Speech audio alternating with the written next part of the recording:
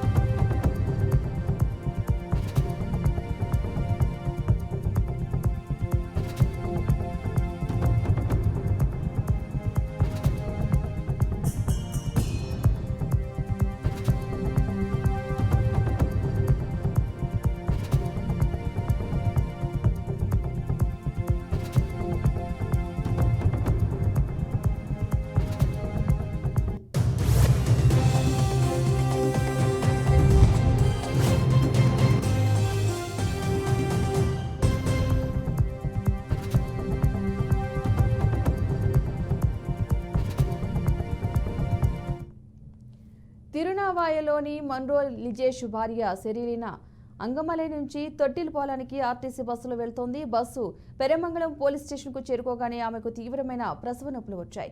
గమనించిన తోటి ప్రయాణికులు బస్ డ్రైవర్కు చెప్పారు. వెంటనే స్పందించిన బస్ డ్రైవర్ రూటు మార్చి నేరుగా సమీపంలోని అమలా హాస్పిటల్లోని అత్యవసర విభాగానికి పోనిచ్చారు.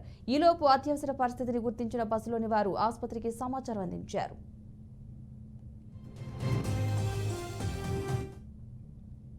బస్సు ఆసుపత్రికి చేరుకున్న తర్వాత అందులో ఇతర ప్రయాణికులు కిందకు దిగారు. అప్పటికే ఆసుపత్రి వద్ద సిద్ధంగా ఉన్న వైద్యులు, నర్సులు బస్సులోకి ఎక్కారు.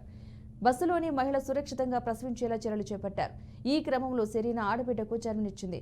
ప్రసవం తర్వాత తల్లి శిశువును ఆసుపత్రిలోనికి తీసుకువెళ్లారు. తల్లి బిడ్డ ఇద్దరు ఆరోగ్యంగా ఉన్నారని, ప్రసవ సమయంలో ఇలాంటి ఇబ్బందులు తలెత్తలేదని ఆసుపత్రి సిబ్బంది చెప్పడం జరిగింది.